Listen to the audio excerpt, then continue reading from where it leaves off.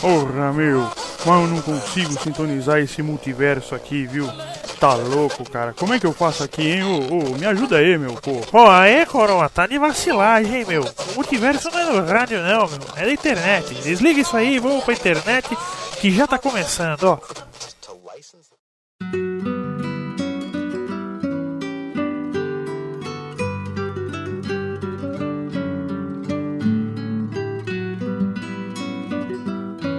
Fala, cambada, esse é o Multiverso Cast, eu sou o Caio, e quem disse que o povo da Idade Média comia comida estragada?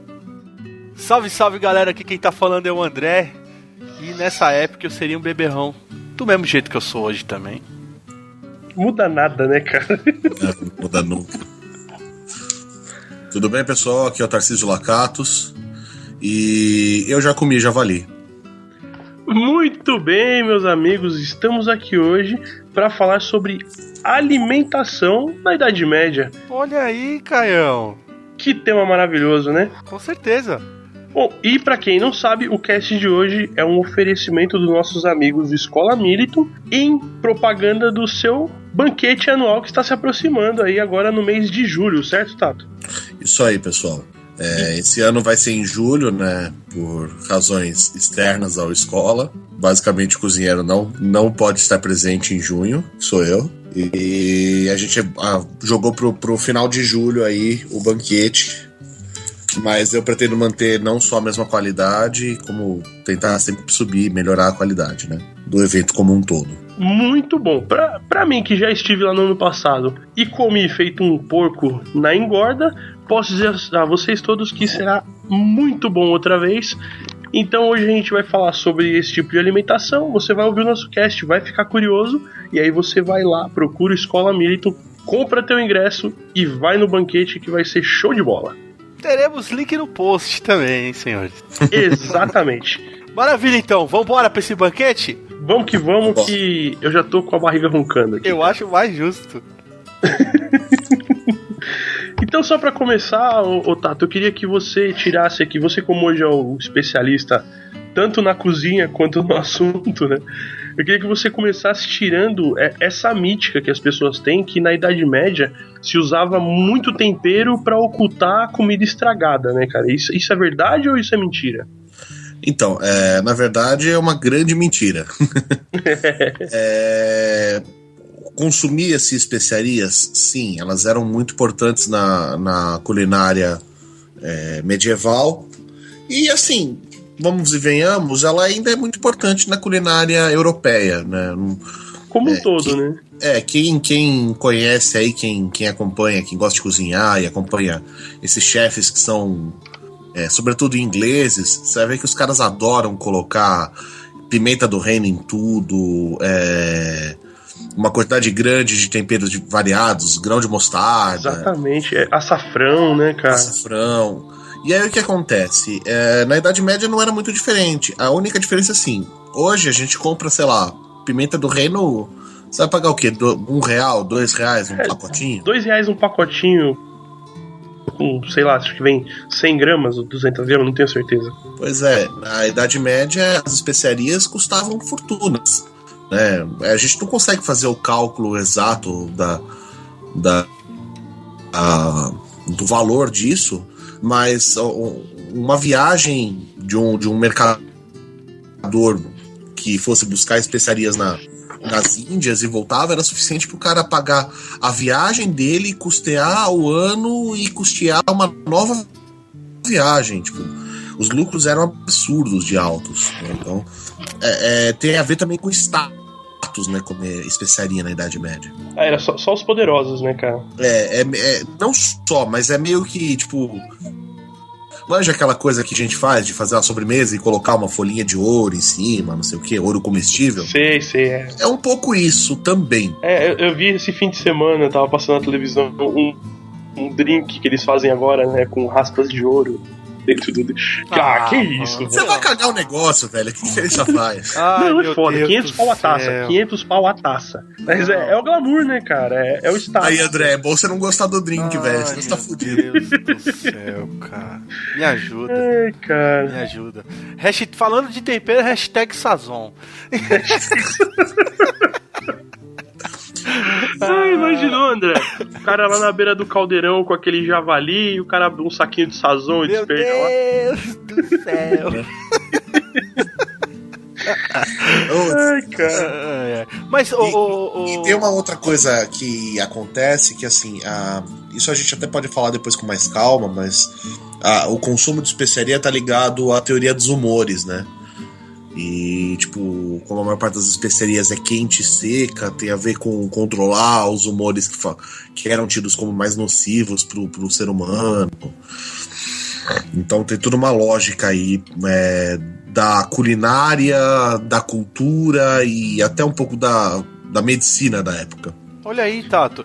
Foi bom até você colocar esse ponto. O legal é que eu tava, né? Pra não ficar de orelhão nesse cast aqui. Não ficar pra não coiamar no cast, eu andei dando saudade com ela. Um forte abraço, viu, Pastel? Saudade pastel. Hashtag volta pastel. Mas eu fiquei aqui dando uma lidinha aqui, outra ali, e eu vi que eles tinham até meio que um ritual, né? E até um ritual meio que, como é que eu posso falar? Respeitando a parada digestiva, né? As entradas eram uma coisa tipo de maçã, e aí vinha tudo muito separado, né? E até o final da refeição vinha uma coisa mais forte, né? Terminava sempre com queijo ou alguma coisa assim forte. Isso procede, ô Tato? Em parte sim, André. Puta, isso aí é muito louco, muito complexo. Mas assim, primeiro que, vamos lá, a questão da digestão. Os medievais, de uma forma geral, eles acreditavam que o nosso sistema digestivo funcionava como uma fornalha, né? Uhum. Então o alimento é mais facilmente digerido quanto mais bem cozido ele tá. Então, por exemplo, existem vários exemplos de pratos medievais. Eu fiz um, inclusive, naquela ida que a gente fez lá, nosso final de semana multiverso, que foi o que eles faziam. Você cozinhava a carne, aí a carne era grelhada. Exato. Depois ela era cortada e frita. Porque eles acreditavam que isso facilitava a digestão. Quanto mais processos a carne sofresse, mais fácil ela era digerida, né? Isso. Deu até saudade daquele molho lá, hein, Tato? Puta merda, viu? Aquele ensopado lá. Bateu uma saudade aqui, viu? E outras coisas, por exemplo, que aconteciam raramente se comiam verduras cruas, né? Era sempre em forma de sopa, alguma coisa assim. Sempre cozida. branqueados, né, cara? Porque a coisa do cozer eles acreditavam que ajudava a melhorar a sua digestão, né? Então, assim, E não é totalmente verdade, né, cara? Pelo contrário, né, cara? Comer fibras cruas faz bem. E você perde parte dos nutrientes quando você cozinha o alimento, né? Sim, sim. Na verdade, nesse aspecto, o camponês comia melhor do que o nobre, né? Tipo, Mais saudável, vamos dizer, né? mais saudável, porque ele provavelmente não tinha, dependendo do período, ele não tinha acesso a tanta comida quanto ele necessitava. Porque o camponês, ele se alimentava basicamente de pão e legumes e verdura, né, cara? Comia muita carne, tá? Carne também, né? Mas era mais... Não era as carnes mais fortes, né, Tato? Não lembro aonde eu li, mas eu li que, tipo, pra camponês, carne e peixe era luxo, né, velho? Então, Depende aí da carne, né? Então, na verdade, isso é um pouco de lenda. A Europa toda, durante toda a Idade Média, consumiu muito porco, a carne básica. E não tem a ver com qualquer coisa com os judeus. Tem a ver com o fato que porcos são animais muito resistentes, engordam fácil, Comem qualquer fácil coisa. de criar, come qualquer coisa. Nas cidades tinha uma coisa que eles chamavam que era porco de cidade, que basicamente eram porcos criados soltos dentro da cidade, por exemplo. que se alimentavam do que eles achavam. E aí quem ficava com fome matava o porquinho e comia. Na verdade eles teoricamente pertenciam aos açougueiros, né? Mas era uma fonte barata de carne local. De qualquer forma, era uma carne muito fácil de ser consumida. Peixe já era um pouco mais complicado, mas também se consumia bastante peixe, dependendo da região. Inclusive porque na quaresma não podia se comer carne, né? Exatamente. Era outro ponto que eu ia colocar aí, que muita coisa da gastronomia da época tinha influência direta com a igreja, né, Tato? Um detalhe interessante, só para antes da gente mudar. Nem tudo que a gente chama de peixe eles consideravam peixe, e nem tudo que hoje a gente sabe que não é peixe não era peixe para os medievais. Como assim? Então, tem várias receitas medievais de outros animais que vivem na água que para eles é peixe. Então, entendi. Tem receita de carne de baleia. Algumas aves marítimas eram consideradas como peixe. Pode crer, tem um lance do papagaio, né? Papagaio do mar. Isso, exatamente. Papagaio era peixe. Papagaio do mar, maluco. É muito louco, assim, tipo, eu acho que eles consumiam carne de lontra também. Que da hora, cara. Então, tipo, é muito louco, porque tem a ver com, aí de novo, a ver com a teoria dos humores. Carne de ave era tido como uma coisa chique. Frango, por exemplo. E olha que frango é o mais barato, hein? Pois é. Ô Tato, o que é um dragui? Que porra é essa, mano? Oi? Me falaram de uma palavra chamada dragui. D-A-R... Não, D-R-A-G-E com acento E. Que porra é essa? Você sabe o que é isso aí? Peraí, deixa eu escrever pra ver se me dá um... Draguê, isso. Draguê. Então... Pai Google. Putz, cara, ó... Dragê, que eu achei aqui G. Eu achei em alemão, Drage, que é tipo confeito. Coisa drageada, pô, é confeitado, é isso mesmo. Caralho, já tinha isso na Idade Média, já? Tipo, umas paradas... Cara, existia confeito? Depende. O que vocês chamam de confeito? Eles não tinham balinhas. Mas açúcar era uma coisa que era muito... Açúcar tinha uso medicinal, né? Aqui, ó, achei. Durante a Idade Média, consistia em massas de açúcar condimentadas. Era uma bala, malandro. Olha só. Olha aí. Um confeito de bala. Exato, era uma balinha. Era aquela balinha depois do café, saca? Então, porque o açúcar era medicinal, né? Consumir açúcar estava ligado a, entre outras coisas, eles consideravam como consumo medicinal. Tanto é que eu não sei onde é que tá, mas eu tinha uma imagem que tinha, assim, como se fosse um mercado medieval, uma iluminura, e no fundo, perto numa das barracas, dá pra ver um pão de açúcar. Olha aí. Porque o açúcar era importado da Índia nessa época, né? Olha só, e açúcar era aquele açúcar de milho que eles falam? Não, de cana. Era de cana mesmo? Era de cana. Esse é o primeiro açúcar obtido fora o mel. Fora o mel, eu ia falar Olha que o mel só. era constante, né? Eu não sabia que eles tinham já cana, né? Já. Não se produzia na Europa, mas depois da entrada do contato com o mundo muçulmano, eles começam a ter acesso ao açúcar que vem da Índia. Olha aí, outra coisa. Isso aí me pegou agora de surpresa. Então, não sabia, cara, que a Índia produzia açúcar de cana. Agora Porque é de lá a cana de açúcar. Eu achei que era da África. Não. Não. Maldito Se o Koyama tivesse aqui, ele ia falar que Lá vem. que era do interior aqui de São Paulo. É que era de Piracicaba, né?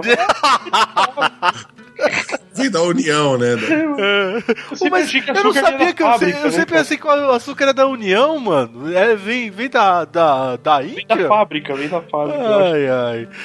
Então quer dizer que a refeição ela começava mais com frutas, tipo maçã, até mesmo uva, né, o Tato? E eles iam evoluindo com vegetais e depois, sei lá, com carnes leves, pra depois vir tipo um lance de ensopado e aí sim as carnes mais pesadas, como de porco e bovina.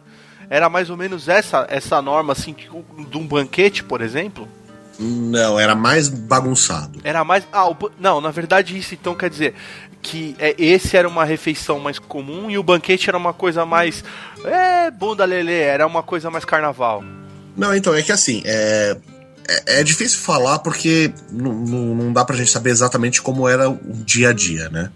Mas assim, o medieval normalmente fazia 2 refeições por dia. Uma de manhã e uma no fim do dia. Não tinha o conceito de 3 refeições ao dia. Não tinha o almoço, né? Não tinha o almoço, digamos assim. Eu já achava que era diferente, cara. Eu achava que a principal era feita lá pro meio-dia e depois tinha uma ceia leve ao entardecer, ao anoitecer, sei lá. Não, porque as pessoas não paravam o que estavam fazendo. Você tem que pensar que essas pessoas não têm relógio. Entendi. Então eles comiam quando acabavam as atividades, né? Vamos dizer assim. Basicamente. Ah, legal, cara. Ou seja, eles não eram nem africanos nem hobbits, né? Eles não comiam só uma vez por dia e nem 7 vezes por dia, tá ligado?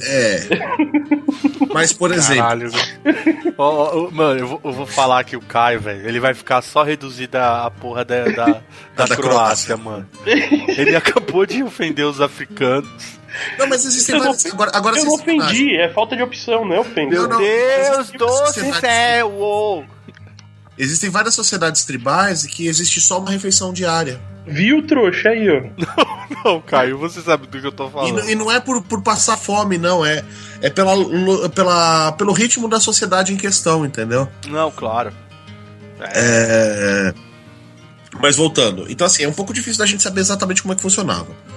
Se a gente fosse falar, por exemplo, das populações, das pessoas mais pobres, dos camponeses, provavelmente a refeição básica, né, era uma espécie de um cozido, né, que até em inglês os caras chamam de porridge, né, que é um cozido. Basicamente você bota o que tem dentro de uma panela e deixa cozinhando, né? Certo. E... É o catadão da verdura que sobrou. Não é nem da verdura que sobrou. É tipo, o que acontece? Como esses caras têm acesso aos cortes mais baratos, tá ligado? É a mesma coisa que você tentar pegar um colchão duro e fazer grelhado. Vai ficar uma desgraça, né? Vai ficar uma beleza pra quem não tem dente. Então o que você faz? Você deixa ele cozinhando lá pra sempre. Vai chupar a carne, né, cara? Então você deixa ele cozinhando. Cada um se alimenta do jeito que gosta, né, André? Exato. E os caras faziam isso. Então, tipo, a comida era basicamente... Eram mais cozidos. Engrossados com farinha ou com... na Idade Média você fazia vários tipos de farinha, né? Que hoje em dia a gente não consome muito, mas, por exemplo, farinha de ervilha, farinha de lentilha, essas coisas existiam. Eles já tinham amido naquela época, tá? Então, todas essas coisas têm amido, né? Uhum. Não, mas é que esse que eles fazem tipo maisena, assim, que a gente Não, maisena porque é amido de milho, inclusive. Isso. Mas existe um antepassado romano e depois medieval da polenta, que já era consumida no mundo de origem romana, que é o pulmentum. É uma massa feita com trigo, que é tipo uma polenta, só que de trigo, né? Olha aí, isso fazia um sucesso na taverna, hein, mano? E essa é uma polenta branca sem graça, feia da peste, né? Mas mano? Caía muito bem com a cerveja. Mas devia encher a barriga, né, cara? O importante é encher a barriga, né? Com E certeza. assim, muito da comida, o medieval comia muito pão, cara. Muito pão. Isso eu sei, era um hábito comum deles comer pão o tempo todo, né? Porque é um alimento barato, que dura muito tempo, que é fácil de produzir, entre aspas, né? Dura quando os caras comiam pão feito com trigo cheio de fungo e ficava imaginando bruxa por aí, né? Mas tudo bem. É um risco. É um risco quando você não sabe o que tá acontecendo. Pô, vocês estão falando de pão, bateu saudade daqueles pão lá no nosso final de semana, hein, mano? Puta O André tá mó passar fome hoje, né?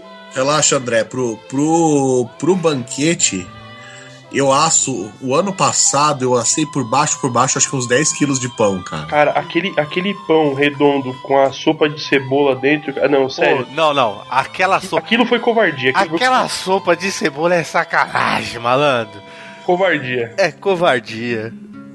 Então, mas aí o que acontece? Quando a gente fala de banquete ou da refeição dos nobres, é um pouco mais confuso, porque assim, o que a gente considera banquete era uma refeição, assim, não que sempre fosse daquele jeito, mas muitas vezes é o que é uma refeição normal. Pra você ter uma ideia, tem alguns relatos que falam que no século XIV as sobras de todas as refeições do rei da França eram suficientes para alimentar todos os mendigos de Paris, cara. Caraca, mano. Então, fazendo um comparativo assim, tá? Não mudou nada, mano. Rapidão, assim, com o que a gente tem de cultura pop, por exemplo. Uma coisa que a gente sempre vê em série ou em filme medieval é aquele pessoal fazendo aquele banquete com muita carne, muito vinho. Em alguns eles hoje falam mais de hidromel. Antigamente não se falava tanto de hidromel, né? Hoje se fala mais sobre hidromel. E sempre muita música, festa, o pessoal bebendo bastante e comendo principalmente muita carne. Era assim que funcionava também naquela época? Então, o consumo de carne era alto, sim. Por duas razões. Primeiro porque a carne era um símbolo de status, igual a gente estava falando. Sobretudo alguns tipos de carne. Certo. Consumir capão, que é um galo castrado, era um símbolo de status. Tem regras, tem leis italianas semelhantes às leis suntuárias, né, de vestimenta, dizendo quantos capões podiam ser servidos num banquete de acordo com a posição do senhor do banquete, do dono do banquete. Caraca. Olha só, cara. Pra você ter uma ideia. Então, tipo assim, você é um cara de classe média. Classe média podia ter um capão. Não importa se você tem grana pra comprar 5. Você só podia servir um. Você só podia servir um. Caramba. Outra coisa, fora o consumo de carne, né, que era grande, sim, eles tinham uma predileção por umas coisas meio bizarras, assim, tipo, a comida tinha que agradar aos olhos, mas não é igual hoje, que a gente fala do pratinho sujo em volta, sabe? Refinado, né? É uma coisa assim, ela tem que causar um espanto. Então você tinha umas coisas malucas, tipo o cara fazer monstros mitológicos misturando pedaços de animal e assar. Caraca. Caramba, velho. Porque tinha que ser um show. O banquete é um show. Tinha que ser um espetáculo, né? Tinha que ser um espetáculo. Sim, a música era comum, porque de novo, é uma questão de entretenimento. E, por exemplo, o nobre, ele não come sozinho, né? Tipo, a gente é completamente diferente o conceito da refeição medieval, sobretudo na nobreza, se comparar com o que é hoje a refeição nossa, né? Tipo, você chega em casa, você vai jantar com a sua mãe, com o seu filho, ou com a sua família próxima, mas assim, raramente, ao menos que você venha de uma família, tipo... Italiana grande? Não, italiana é assim, né? Com aquelas coisas, tipo, que tem 4 famílias que moram congregadas, assim. A mesa não tem muito mais do que 4, 5 pessoas normalmente, né? Não, porque eu falei assim, Tato, porque geralmente, hoje, quem ainda mantém esse costume são esses mais uma coisa que a gente vê de família italiana grande, né? Que os caras têm o costume de comer todo mundo junto, e 10, 12 pessoas, e aquele barulho, mesa e tudo mais, né? Mas raramente isso não acontece todo dia, né? Não acontece todo dia. Agora, o medieval não. O nobre, ele comia na mesa dele comia ele, a esposa, os filhos, as pessoas próximas. Então, tipo, sei lá, a mesa do rei medieval, vamos dar um exemplo aí, o Eduardo III, não era o Eduardo III, os filhos dele e a esposa, sabe?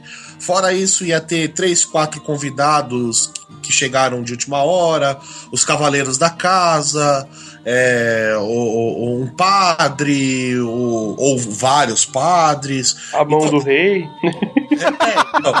Então, o que acontecia? Não tinha uma refeição, não existia o conceito de uma refeição para poucas pessoas. Então, de certa forma, toda refeição é um banquete. Toda a refeição dos nobres, né? O que mudava era o número de courses, né? Que é uma palavra que é difícil de traduzir para o português, Porque se a gente traduz ao pé da letra, virar curso, não tem nada a ver. É como se fossem pequenas refeições. Então, cada pequena refeição era composta de uma quantidade de pratos. E aí entrava isso, André. Então, às vezes, na primeira tinha uma fruta cozida, servida com uma carne, servida com pão, com não sei o que. Aí isso sai. Entra o próximo course, que aí, em vez de ter a fruta, de repente pode ter uma verdura, né? Mas não obrigatoriamente elas tinham que seguir essa ordem. Se podia começar com uma coisa mais pesada e acabar com uma mais leve. O que era importante é que elas fossem equilibradas, segundo essa teoria dos humores deles, entre si. Então, por exemplo, se você servisse uma verdura ou uma fruta, ela tinha que estar cozida ou ser servida com uma carne temperada, alguma coisa para equilibrar as características dela.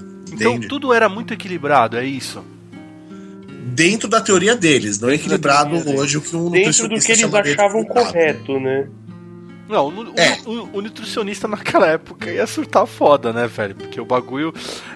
assim, o pouco que eu li, né, o que eu procurei saber, os pratos daquela época eram muito gordurosos, né? Era bem, né? Como eu posso falar? Era bem... não muito recomendado ao pessoal com problema no coração. Olha, cara, tem certos fatos que são reais, né?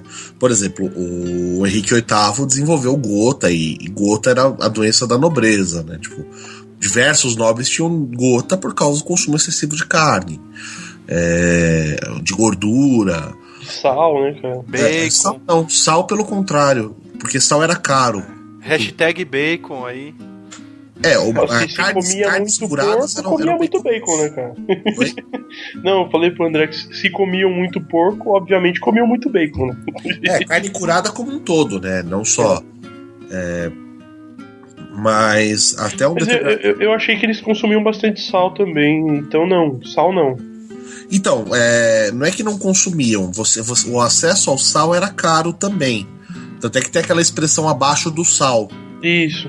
Que é quem não tem grana pra comprar sal na Idade Média. Olha só, vou te dizer mais. Agora você que também é historiador, você me corrija, porque pode ser que quem me ensinou me falou uma merda grande.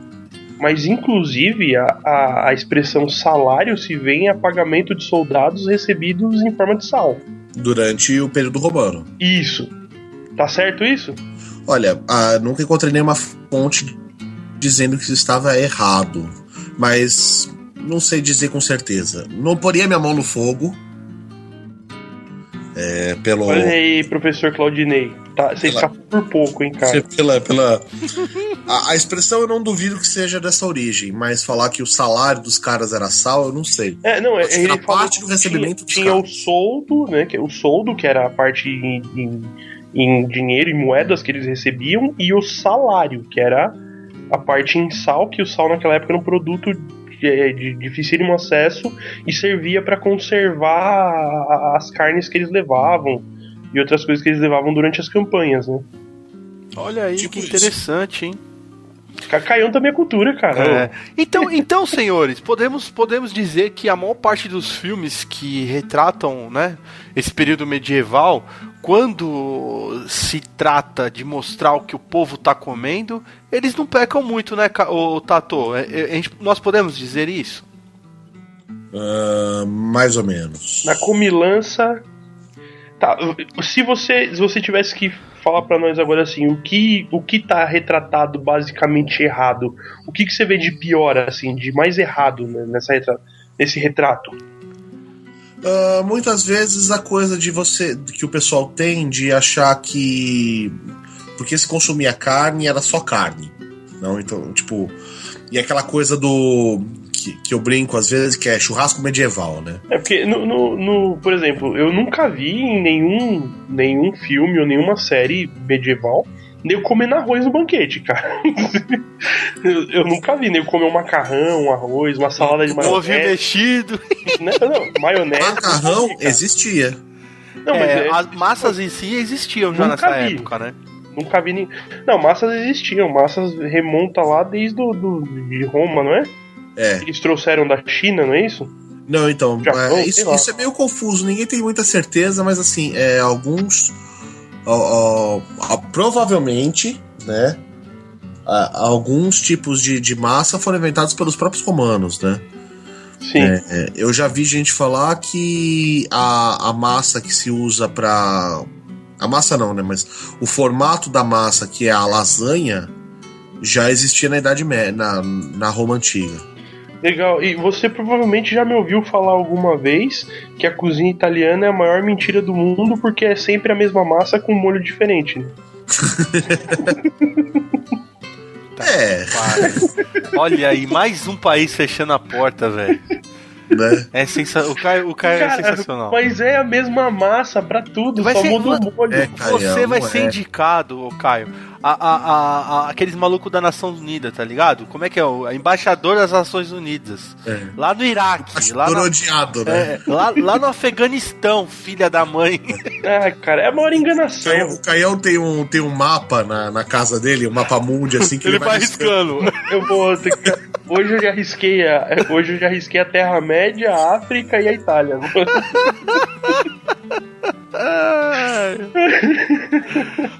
Então, Caião, momento saindo da Idade Média, na verdade, não.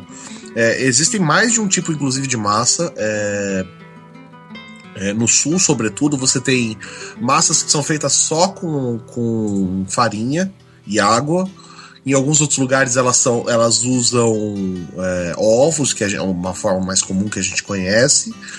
E, por exemplo, na região ali dos Piemontes, isso é uma coisa interessante porque remonta à Idade Média em alguns sentidos. Existem massas que usam farinhas diferentes, como farinha de castanha. Olha só. E isso era uma farinha que era usada com frequência na Idade Média, era usada para fazer pão. Com farinha de castanha. Farinha de castanha. Olha aí. Ô Tato, me tira uma dúvida. Ou não, ou me dê sua opinião. Não, mas peraí, calma aí. Então ainda não acabou, o Tato não terminou de explicar. A gente divagou e ele não terminou de explicar o que estava errado no banquete. Então, eu acho que a primeira coisa é isso, né? Segundo, os banquetes tendem a ser genéricos mas isso até eu aceito e não vou ficar pirando com aquelas coisas, né, de tipo... mas não teria isso em tal lugar. Mas a Europa medieval, né, ela era dividida basicamente em duas Europas, né, segundo o Máximo Montanari e alguns outros especialistas em alimentação, que é a chamada Europa da Tríade Mediterrânica: trigo, uvas e olivas, né, então pão, o vinho e azeitona, azeite de oliva, azeitona. E a Europa do Norte, né, que é a Europa das gorduras, então onde entra carne, manteiga e gordura, né, que aí você inclui toda a região e a cerveja. Então todo norte. Alguém me chamou aí? Falou em cerveja, summonou o André, tá ligado? Onde é todo o norte da Europa. Então, por exemplo, às vezes a gente vê aquela ideia de que todo medieval tomava vinho, mais ou menos. Uma coisa é você falar que na corte do rei inglês tinha vinho. A maior parte dos nobres não tomava vinho todo dia, tomava cerveja.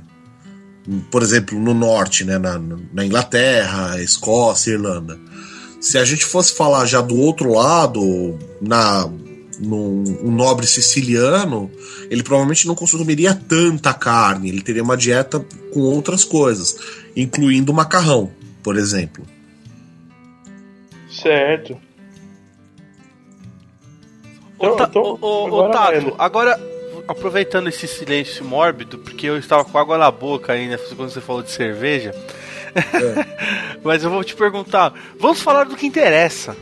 A gente tá falando de banquete, essas coisas, mas você pode dar mais ou menos uma ideia de o que vai ser o banquete que vai transportar essa galera aí que quer conhecer um pouco mais, até os nossos ouvintes, que eu não tenho dúvida que estão aí já já contando as suas moedas de ouro pra adentrar nessa aventura que vai ser essa feira. Mas conta pra gente, dá uma ideia assim, dá um gostinho pra galera de como seria esse lance do banquete aqui. Como é feito? Sei lá, pega uma base do que foi do ano passado, sim, rapidamente. Como assim. você remonta, né, o conceito de banquete? Tá, Isso. eu conto a parte chata ou só a parte legal? Conta Pô, não, a parte legal. Tudo. O multiverso é coisa legal, Caio. Pô. Bem, primeiro começa com uma pesquisa do capeta. Eu tenho já alguns livros que eu já usei para pesquisar, então pelo menos o Caminho das Pedras eu conheço, né? Porque a ideia é tentar mudar. Óbvio que em algum momento eu vou voltar a receitas que eu já fiz, mas a ideia é variar bastante, né? Tipo, o cara não ir todo ano e falar, puta, de novo essa sopa, de novo esse negócio, de novo. Todo ano a mesma coisa, velho. Então eu procuro evitar. A sopa de cebola eu não reclamo não, velho. Manda pra nós. Mas esse ano vai ser diferente. Esse ano será uma sopa diferente. Então, galera, um forte abraço pra vocês. Eu sou amigo particular do Tato, então esse lance da sopa aí a gente resolve depois, Tato. Continua, Tato, desculpa. Então, e aí o que acontece? Primeiro tem essa parte da pesquisa, e depois eu separo o jantar em 4 courses, né? 4 dessas mini refeições e uma sobremesa. Olha, eu vou te dizer que são 4 courses muito bem servidos. A primeira é o clássico da Idade Média. Normalmente é uma sopa ou um cozido, pão e manteiga. Tipo, coisas que você comeria praticamente em qualquer situação, né?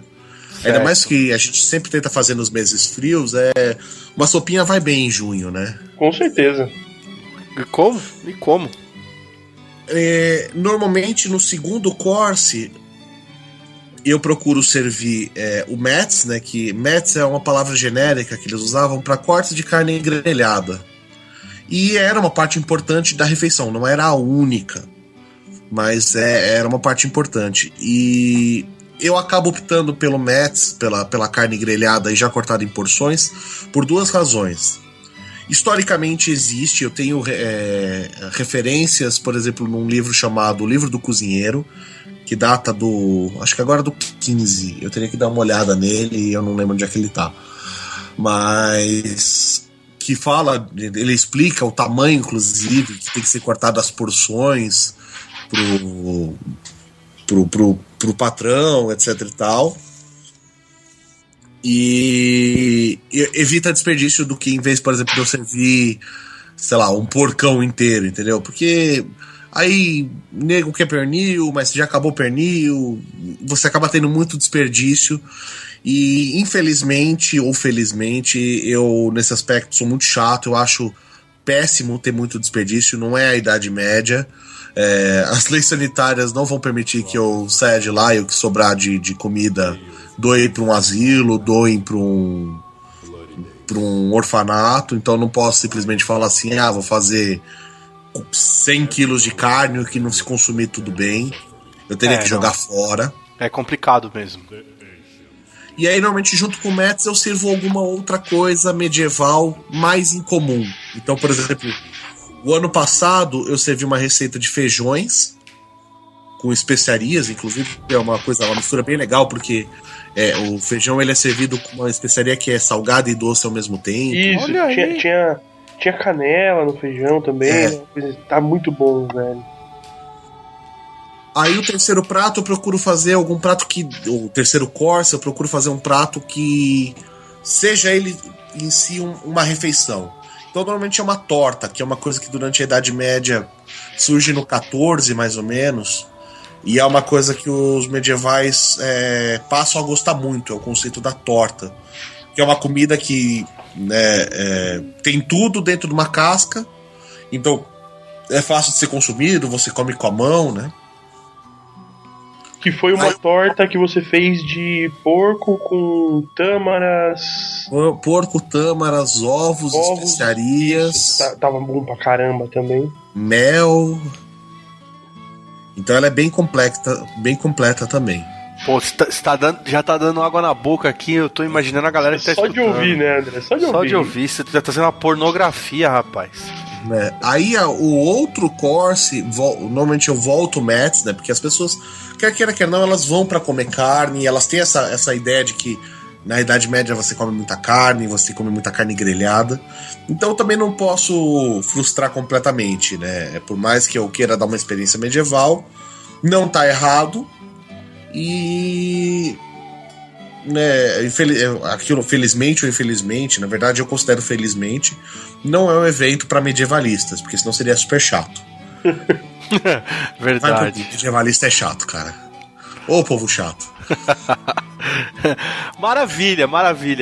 Ô Tato, eu tenho uma outra pergunta pra você. Um filme que muito me agrada, que ele é galhofa. De fato ele é galhofa, mas é aquele filme do Coração de Cartalhões. Não, Coração de Cavaleiro. Ai, eu adoro esse filme, cara. Quem não gosta, né? É um filme bacana. No lance do banquete deles, é sacanagem aquilo lá ou realmente tem algum contexto com a parada ali? Porque esse filme ele mescla muita coisa, assim, do real e do irreal, né? Daquela época. Rock and roll tocado por trombetas geralmente não é uma coisa muito comum, né? Olha, não fale isso pro Koyama, porque o Koyama vai falar: eu não acredito que aquela música não era daquela época. Claro, até porque o Fred Mercury era super vivão no século XV. Já tava fazendo merda no século XIV. E a armadura com o símbolo da Nike também era da hora. Pô. Então, vamos lá. Sim e não. De novo. Sim e não, de novo? De novo. As pessoas costumavam dançar no fim dos banquetes? A dança ela é importante, apesar de não ser bem vista pela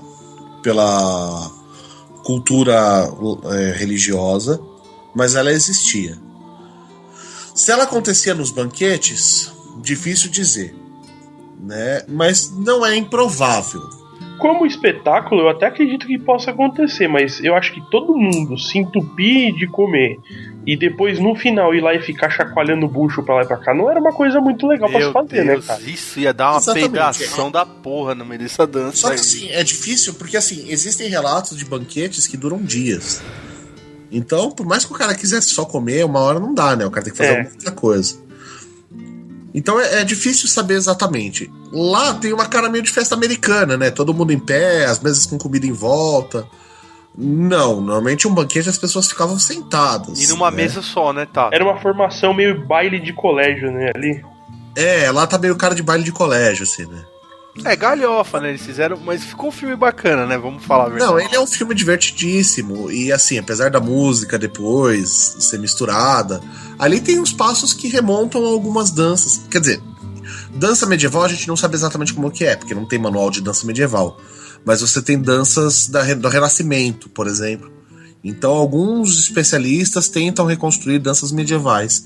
E tem aquela cara, sabe, de passinho pra direita, passinho pra esquerda, mãozinha pra lá, mãozinha pra cá. Então nesse aspecto é próximo. A distância que você senta da mesa principal tem a ver com status. Então, que nem lá, tipo, você vê que tem uma mesa principal e as outras mesas em volta.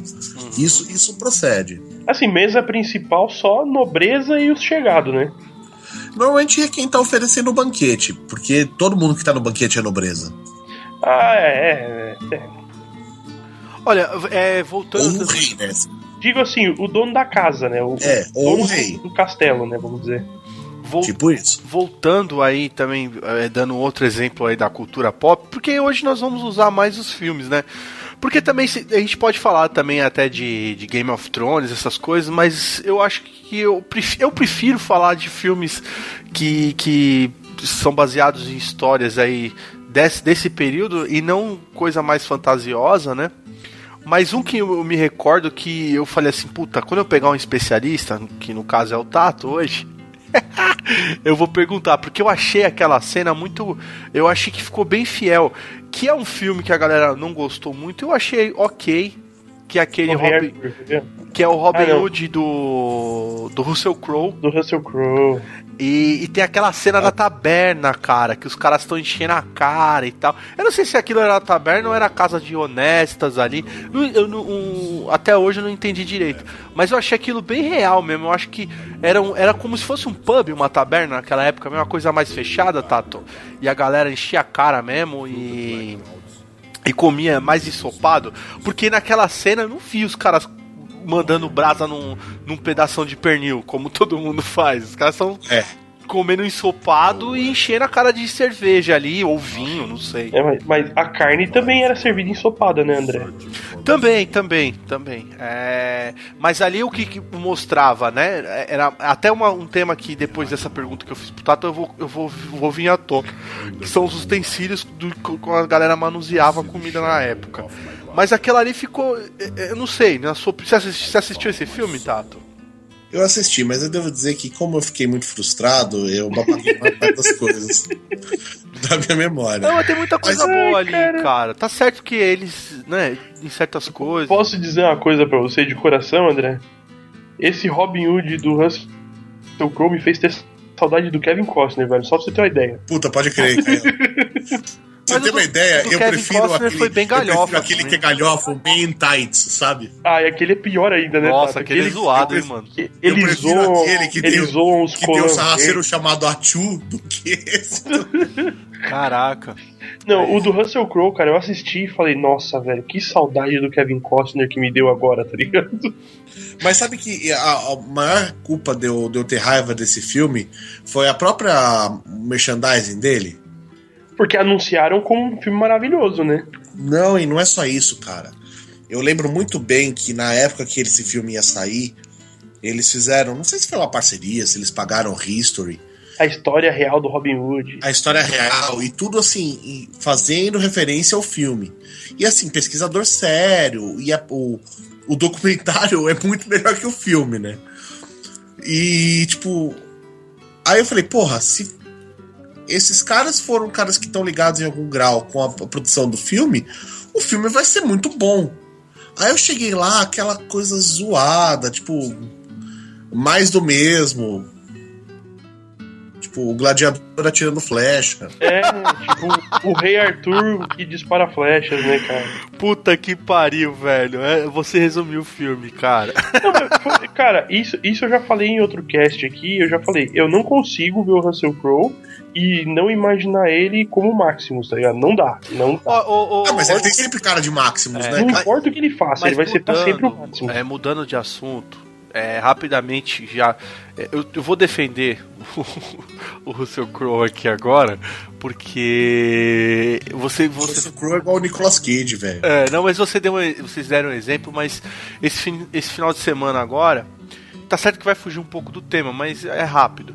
Eu fui agraciado com um belo filme do Russell Crowe que fala da Primeira Guerra Mundial. E ele se chama Promessas de Guerra. E ele mesmo dirige o filme. E ele tá muito bem, cara. E de longe não tem nada a ver com Máximos, sabe? Tá muito bem. Eu aconselho os senhores aí. Tem na tal da Netflix. É isso aí, nossa querida Netflix. Netflix aqui a gente faz jabá de graça sempre. Netflix é bom. Netflix é bom. Procurem lá e fica Netflix aí. A gente faz jabá de graça sempre, o que é bom. Agora aquela loja de quadrinho exploradora safada lá que você vive falando, Mago Eterna. Mas é isso, eu corto mesmo. Não, Tato, era só uma pergunta, porque eu achei que aquilo lá, aquela cena, eu falei, olha aí, cara, foi um dos primeiros filmes que eu vi a galera, tipo, usando esse lance aí dos caras comendo ensopado na parada, em vez de nego tá sempre com a porra do pernil na mão, tá ligado? Como se aquilo fosse tipo... Como é que eu posso falar? Isso ou uma perna de frango, né? Exato. Sempre. Uma coxa gigante. Uma caneca, uma coxa. É um frango mutante, né, cara? Os caras só comem isso, coxas. Né, aí a galera fala assim, puta que pariu, a galera só come isso. E não é verdade. Não é verdade. Não. Outra coisa que a gente não pode deixar de passar são os utensílios daquela época, né? Então a galera comia mais com colher, né, o Tato? O utensílio padrão que todo mundo tem, todo mundo tem é uma faca. Isso, tá? a faca a galera levava na cinta, né? Isso, tanto é que você, num banquete, se presume que a pessoa carregue a própria faca. Galera, por favor, nesse banquete, não levem facas, tá? Não, levem sim. É pra levar? Não, peraí. Ou você faz que nem eu fiz, cara. Come com as mãos como um verdadeiro bárbaro, tá ligado? Mas como assim, Você esqueceu a faca, Caio? Não, eu não esqueci, eu não levei de propósito. É pra levar a faca, ô Tato?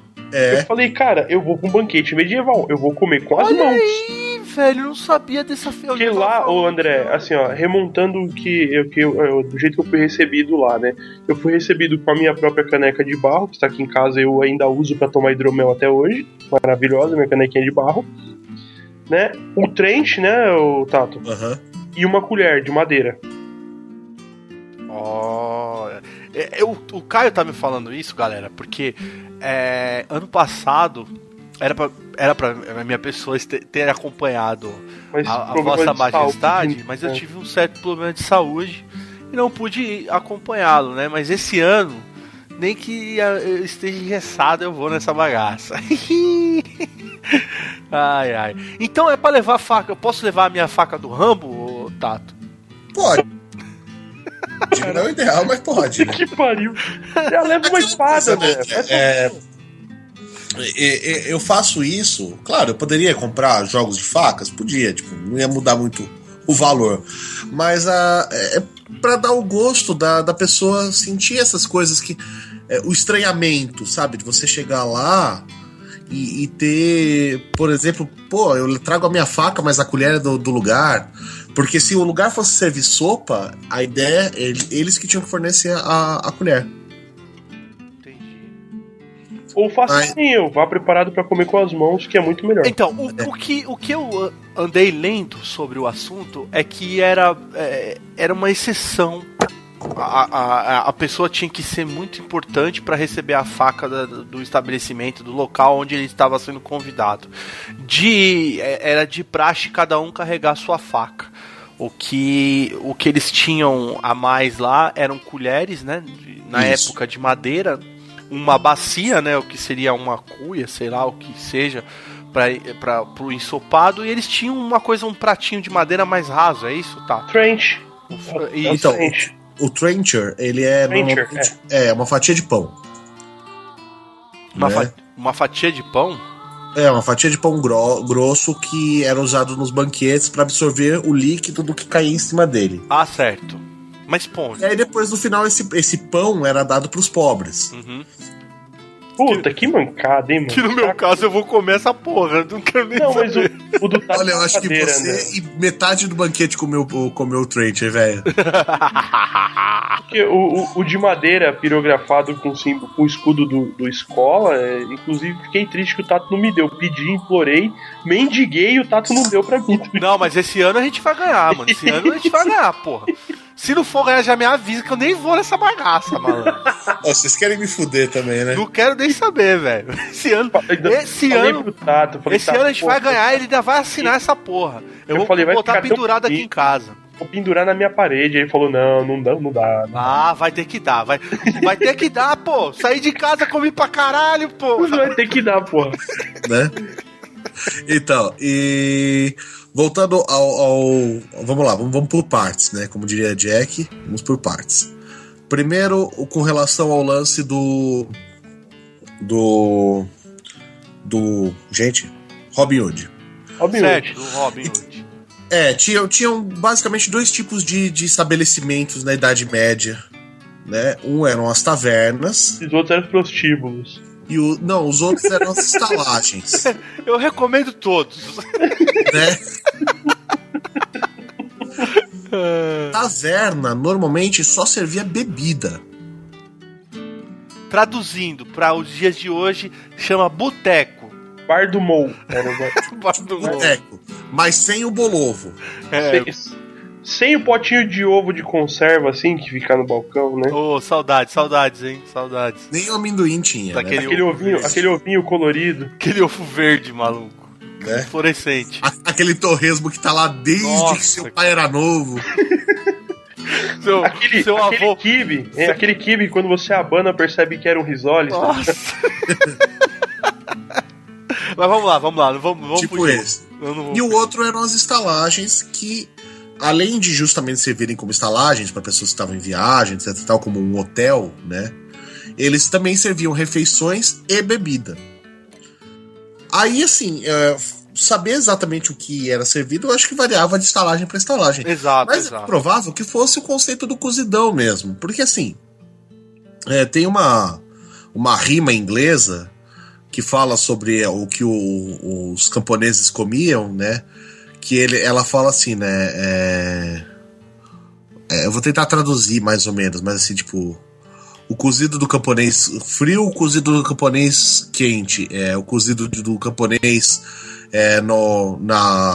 no pote, né? Na cuia, há 9 dias. Porque basicamente o que o cara fazia era ir completando, né? Exato. Ele sempre ia dando aquele... Bota mais água no feijão, né? Como dizia. Bota mais água no feijão, bota um pedaço de bacon... tem alho poró, soca alho poró. Agora não tem mais alho poró, bota um repolho. E assim vai. Aquilo ia sendo meio que recozido, né? Era o que tava batendo na parada. Tava tendo. É bem por aí mesmo. A bebida varia, mas normalmente o que se bebia mesmo era não é nem cerveja, né? Porque hoje a gente chama tudo de cerveja, mas em inglês conservou essa diferença entre beer, que é a cerveja igual a gente conhece, que tem lúpulo, essas coisas, Malte, e a ale, que é a cerveja sem lúpulo. E todo mundo bebia ale. Era mais ale naquela época mesmo. Porque se fazia em casa. Tipo, e hoje o pessoal tá na moda da ale de novo, né, cara? E quase não se bebia água, né? Quase não se bebia água. E na época era mais, você tinha água. Vamos dizer assim, na época que você tinha água limpa, a maior parte dos rios no mundo todo, ninguém tava pouco se fudendo pra água. Mas o ser humano é do contra, Caio, desde os primórdios, mano. Cara, é que assim, a água podia ser pura, né? Mas assim, a chance de você, por exemplo, num poço, pegar uma água e por ela estar muito tempo parada, ela ter algum micróbio que fizesse mal, existe. E não tinha o conceito de ferver a água, entendeu? Não, ninguém sabia que fervendo qualquer coisa você eliminava a bactéria, né? Eles até tinham algumas noções, mas é complicado. Então, às vezes, o cara preferia beber o troço com álcool, né? E além do mais, assim, a ale medieval tem... a maior parte delas, né, tem uma quantidade muito baixa de álcool. É mais um esterilizante do que uma bebida alcoólica. Exatamente. Mas eles tinham... também já faziam o consumo do vinho também, né, Tato? Também tinha bastante vinho. O vinho vem sendo consumido na Europa, assim, desde sempre, como diz o outro. Os romanos eram grandes consumidores de vinho. Nós devemos aos celtas a invenção do barril para carregar vinho. Os celtas inventaram o barril, esse barril que a gente conhece, é uma invenção celta, porque os romanos e os gregos, na verdade os gregos bebiam vinho antes dos romanos, usavam a ânfora, né? Uhum. Que é de barro. As ânforas de barro, Exato. Que apesar de serem melhores para conservação, tem outros problemas para carregar, etc. Exato, tal. Fragilidade, né? Vamos dizer. Muito mais frágeis. E os barris eram bem comuns. A maior parte do vinho que os medievais tomavam era um vinho fresco, assim, era o que hoje se chama de vinho verde, né? Uhum. Ou um vinho recente. Raramente o vinho tinha mais do que alguns meses de idade, porque não tinham técnicas de conservação tão boas. Então, ou seja, naquele tempo a galera bebia vinho, mas era um vinho meio bosta, né? Porque... era um vinho não maturado, sem muitos desses detalhes que depois vão surgindo. Uhum. Claro que, por exemplo, já no final da Idade Média você começa a ter processos que levam a melhora do vinho. Né? Sobretudo os monges, né? Os monges foram grandes responsáveis por evoluções na área do... vou falar pra você, viu, Tato? De cerveja e de pão. Pra quem vive pra servir a uma divindade, pra ser um cara, vamos dizer assim, que não bebe, os monges manjavam bem dos lances dos Paranauê dos álcool tudo, hein, mano? Ô, Caio, não é por nada que eu sou carequinha, meu parceiro. Mas entrando no mérito das bebidas, tá, eu ia te perguntar isso, e eu queria te perguntar, aonde entra o hidromel nessa história toda? O hidromel, o saudoso hidromel, vamos lá. Hidromel, ele existe na Europa, sobretudo na Europa do Norte, mas existem, eu acho que, versões romanas do hidromel. Só que nem de longe ele tinha a popularidade que se dá hoje pro hidromel. É por isso que eu falo, cara, hoje a gente ouve muito falar dessa questão de, porque o hidromel é uma bebida muito consumida, e a gente nunca nem ouviu falar dessa porra até, tipo, sei lá, 5, 6 anos atrás. Então, ela era consumida, por exemplo, entre populações germânicas, escandinavas, era consumidas pelos celtas, mas assim, elas nunca tiveram, por exemplo, durante a Idade Média, depois do fim do período viking, que os vikings consumiam hidromel, mas mesmo assim não era a única bebida, entende? Eles tinham cerveja, por exemplo. O hidromel, ele vai meio que perdendo um pouco de... Não é que ele perde, é que assim, é muito mais difícil você produzir hidromel do que produzir cerveja. É mais difícil, cara? Parece que é tão mais fácil, porque essa porra é mel e água só, não é fermentado? Mas você precisa garantir que as suas abelhas produzam mel, né? Uhum. E a abelha é um bicho que, apesar de a gente ter uma ilusão, assim, eles são super frágeis. Então, é muito fácil o cara perder os apiários dele, né? Perder a colmeia. E aí danou-se, ele não tem mais produção de mel. O cara não pode se fiar em colher mel na floresta, sabe? Entendi, cara. Vocês estão falando do hidromel? Então quer dizer que o hidromel ele é muito mais hoje glamourizado pra vender, né? É porque assim, nos últimos anos surgiu essa moda viking muito forte, né? Então... E também tem um lance também do gourmet também, né, galerinha? Todo mundo... Detalhe, ó, vou levantar aqui um detalhe pra vocês e pra todos os fãs do multiverso. A Anvisa não permite que seja produzido hidromel de verdade no Brasil. Tá, agora que eu vou comprar hidromel, que eu sou rebelde. Aquele que eu tomo, então, é o quê? Não, então, aquele que você toma não é provavelmente aprovado pela Anvisa. Porque esses filhos da puta da Anvisa fazem o seguinte: aquelas coisas maravilhosas de você viver no Brasil, né? Uhum. Quando o pessoal começou a produzir hidromel aqui no Brasil, eles tentaram juntar, né, a produção de hidromel como um vinho. Então eles tentaram se juntar aos produtores de vinho, aos vinicultores brasileiros. Certo. Desculpa, gente. Imagina. Que não permitia. O Caio te ajuda aí. Aproveitei o embalo. Evada. Meu Deus. Foda-se, Caião. Vai ter que editar essa porra. É a peste chegando também já, mano. Já vai tá não fala de peste, cara. Eu tô traduzindo um texto do italiano de peste. Cacete, que cacete da minha vida. É foda. Voltando.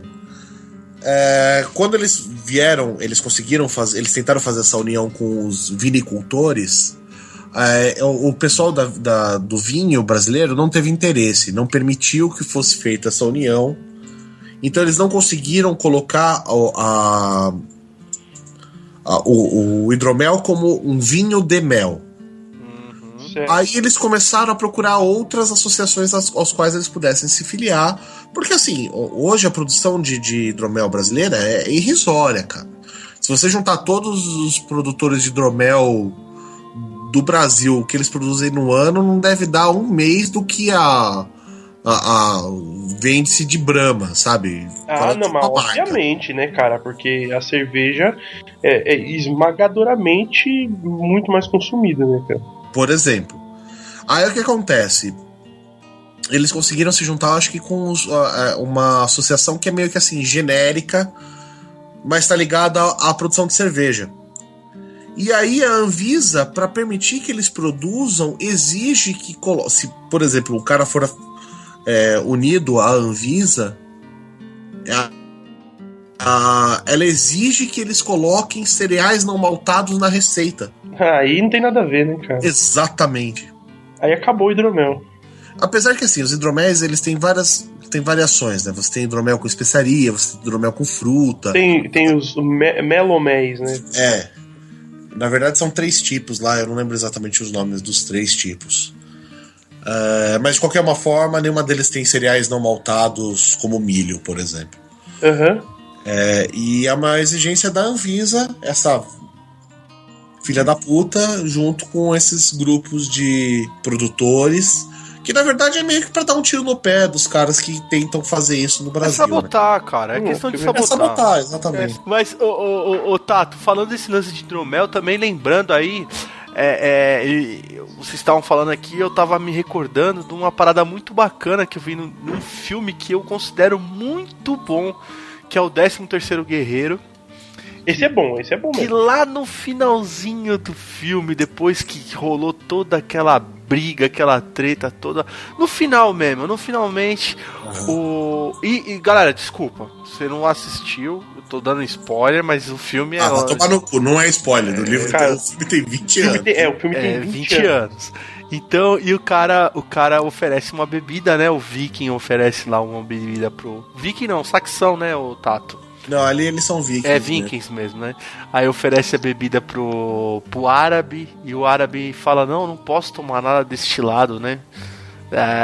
Da uva e tal. E o cara começa a dar risada e fala, é mel. Mas era cachaça, meu compadre. Tu tomou cachaça, tu se ferrou com a lá, malandro. Ai. Mas é muito legal, hein, galera? Quem não assistiu, recomendo. Filmaço com Antônio Bandeiras aí. E não chega a ser a Idade Média ali, né, Tato? É a Idade Média. É alta ou baixa? Alta. Alta Idade Média. Filmaço. Quando o pau tá quebrando na Idade Média. Filmaço. É sensacional o filme. Muito animado. Eu não lembro se no livro ele fala mais ou menos o ano. Deixa eu ver aqui, o livro tá na mão. Fala no começo. Se pá, ele dá mais ou menos 922. É perto do ano 1000. Sensacional. É um baita filme bacana aí. Forte abraço a meu pai, que nós assistimos aí diversas vezes. Na época eu dei de aniversário pra ele o VHS. Hoje eu tenho um DVD aqui em casa. E uma vez por ano o negão leva pra casa dele pra assistir. Show esse filme é muito bom, cara. Muito bom. E esse também tá na Netflix. Vale a pena, né? Então vamos fazer o seguinte. Vou fazer um resumão aqui pra galera, certo? Basicamente, das comidas em si na Idade Média. Então, nós podemos afirmar que o pão ele era um alimento básico nesse período. O pão era um alimento extremamente básico. E aí, falando do pão, nós podemos também afirmar que tinha outros derivados aí de cereais, como mingais, massas, também eram de costume dessa época, certo? E aí vamos basicamente pro principal da coisa, né? Que se nós falamos que o pão era um alimento básico, a carne por si era uma coisa muito prestigiada na época, principalmente a bovina e, como o Tato mesmo disse, a suína. Os peixes eram... A mais prestigiada eram as aves. De aves. As aves, certo. As mais comuns eram bovina e suína. Não, na verdade eu me precipitei. As mais prestigiadas, carnes em gerais, mas as aves estavam ali no top porque eram as mais acessíveis. Já as bovinas, que seriam a carne mais cara, né? A bovina. Não, André, a carne mais cara é a de ave. Era de ave? André. Caramba, essa Porra, garrafa você tá de de Koyama hoje, hein? Não, essa garrafa de vinho tá me ferrando aqui. Você quer ver uma coisa, André? Eu troquei. Os medievais tinham uma coisa muito particular com comer ave canora. Não, Tato, você até explicou. O Tato passou um tempo explicando aqui que os caras só podiam servir, às vezes, dois galos no banquete. Exato. Tô tentando fazer um resumão. Eu troquei a ordem das coisas. Porra, Koyama. É o Koyama vindo aqui. Então, teve esse lance. Os temperos, né, o Tato, era mais comum... Como a gente pode falar... O que era o tempero mais comum? Especiarias, né? Não especiarias. Temperos em si eram ervas, que mais? Coisa que o pessoal tinha, porque as especiarias, como o Tato mesmo disse, era uma coisa mais... o que eu tô querendo colocar é a coisa mais comum, né? Da coisa, do pessoal da época. Então, aí é difícil, porque varia de região para região. Mas tem várias ervas locais que eram consumidas. Menta, salsa, coentro, a sálvia, rissoto, maravilha.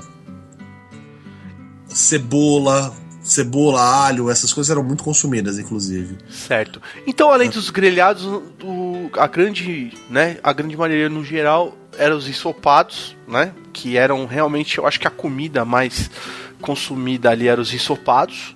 E pro final da Idade Média, os fritos. Fritura começa a fazer muito sucesso. Certo, olha aí, fritura.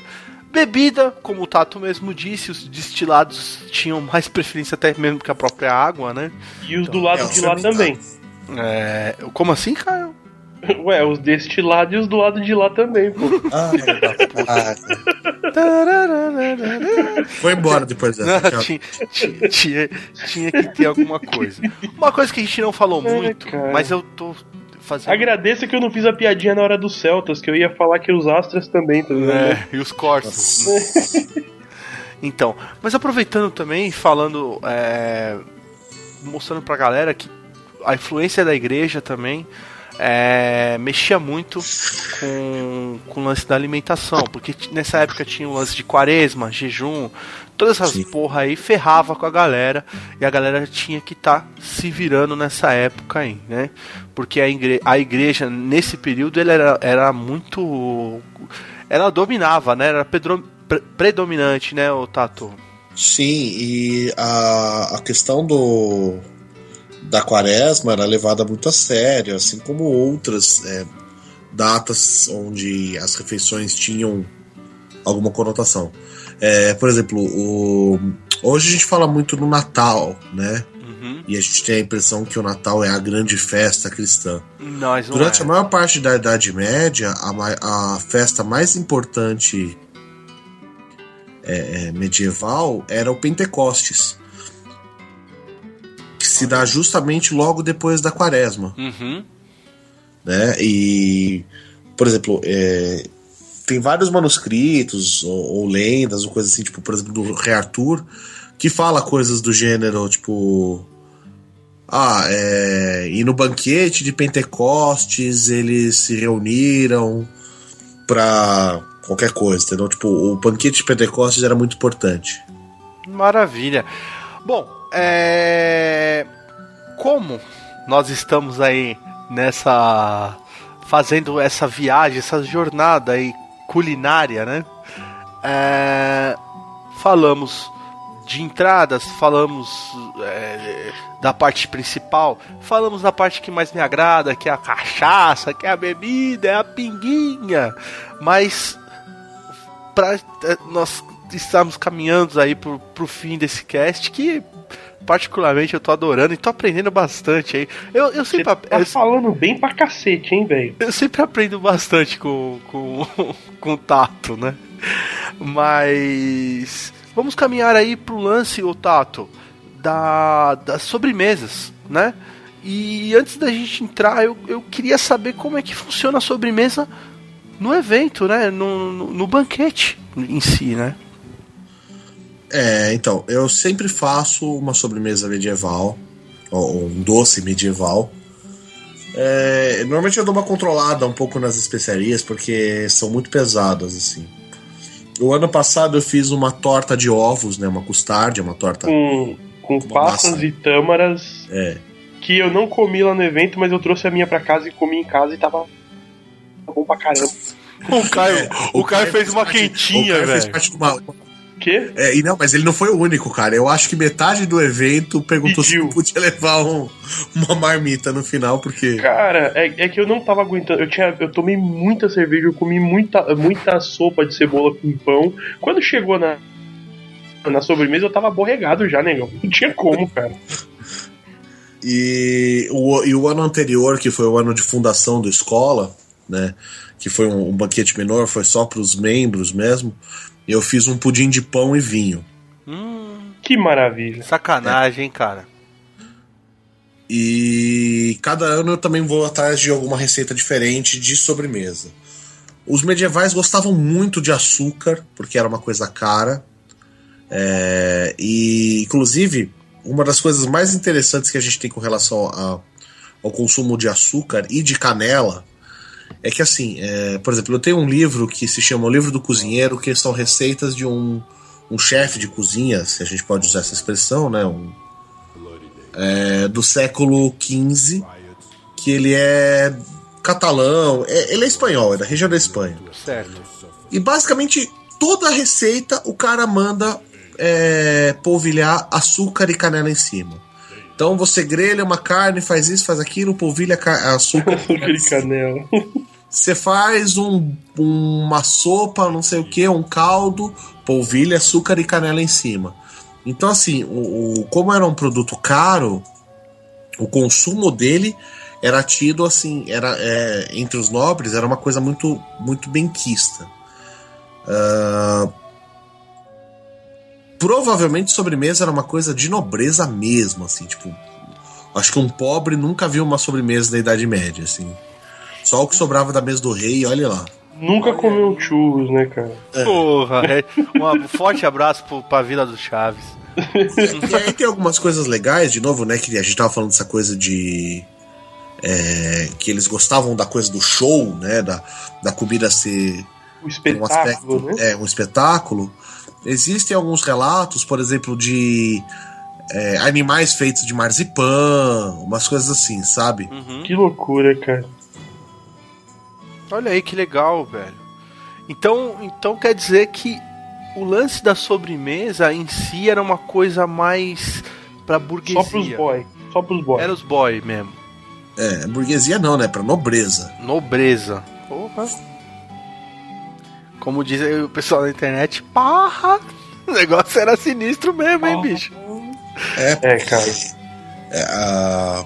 Pô, para pensar, vai. Igual a sobremesa do ano passado que eu fiz.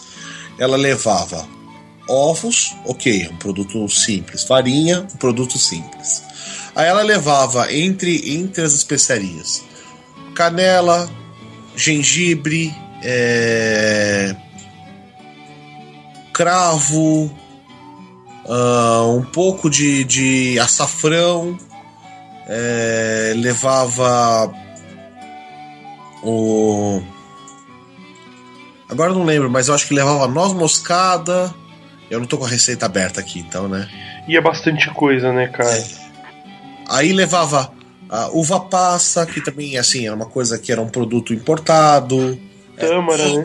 Que era um produto importado, que provavelmente devia vir do meio do Oriente Médio. Então, para pensar o quão caro é essa sobremesa na Idade Média. Cara, devia ser muito, muito caro pra fazer mesmo. Porra, então quer dizer que pra ser gordo na Idade Média era uma sacanagem foda, hein, mano? Não tinha docinho pro branco pobre, André, naquela época. Pô! Inclusive, porque manjar era um prato salgado. Olha aí, o banco pobre ia se fuder, hein, mano? Não tinha o flan, tá? Pro branco pobre. Porra, sacanagem, hein, meu? Caiu uma lágrima aqui, hein, Caião? O manjar branco era um prato salgado, feito com arroz. A gente tava falando de arroz? Arroz doce, olha que delícia. Não, então, não era doce. Não? Não, era bizarríssimo. O manjar branco levava só alimentos brancos, porque a outra coisa que tinha na Idade Média, fora o conceito dos humores, era uma ligação cromática, assim. Então algumas cores eram tidas como melhores que outras. Então o manjar branco levava coisas tipo arroz, peito de frango. Eu tenho umas 2 receitas nesse livro do livro de Koch. É que eu não sei onde é que ele tá agora. Maravilha, então. Acho que a gente falou bastante sobre essa comilança toda e eu tô morrendo de fome, cara. Acho melhor a gente encerrar esse cast por aqui. Que eu tenho que comer alguma coisa. Deu fome. Tato, meu querido, muito obrigado pela aula e pela participação no cast mais uma vez. Seja sempre bem-vindo para retornar. O multiverso está sempre com as portas abertas para você. Ô, Tato, mais uma vez aí, sem Sem palavras, né, Tato? Tamo junto. E estaremos lá, hein, galera? Vocês aí que estão escutando o cast, que vem acompanhando o nosso trabalho. É uma oportunidade de estar conhecendo eu, o Caião. Não sei, não podemos confirmar o Koyama, né? Mas estaremos lá sim, nesse evento aí, nessa feira, principalmente no banquete. Com certeza vocês vão me reconhecer. O cara que tiver a cabecinha brilhando e uma caneca na mão sempre cheia, esse é o André. Então vão lá, batam papo com a gente e estão mais do que convidados, assim. Lembrando a todos, né, que nós não fazemos nenhum tipo de jabá de uma coisa que a gente já não aprovamos ali de primeira. E além do Tato ser um cara querido pra gente, esse evento é muito bacana, não só para trazer toda a sensação do que era a época medieval mesmo, né, da Idade Média, e também mostrar o trabalho bacana que esses caras, o Tato e os companheiros deles, vêm trabalhando na escola. Então não deixa aí de ir lá conferir. Beleza? Tatão, forte abraço aí. Caião, é nóis. A minha taça está vazia, mas eu brindo a vossa soberania, senhor rei da Croácia. Muito obrigado.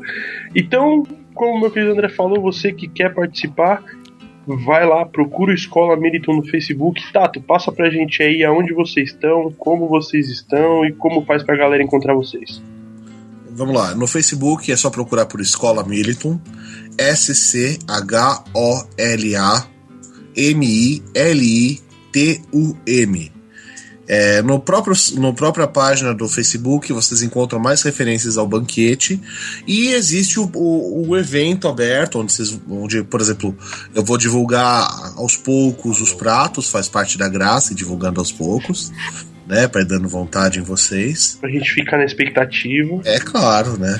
Cara, sabe uma coisa que eu vou dizer pra todo mundo que eu achei fantástico do banquete do ano passado?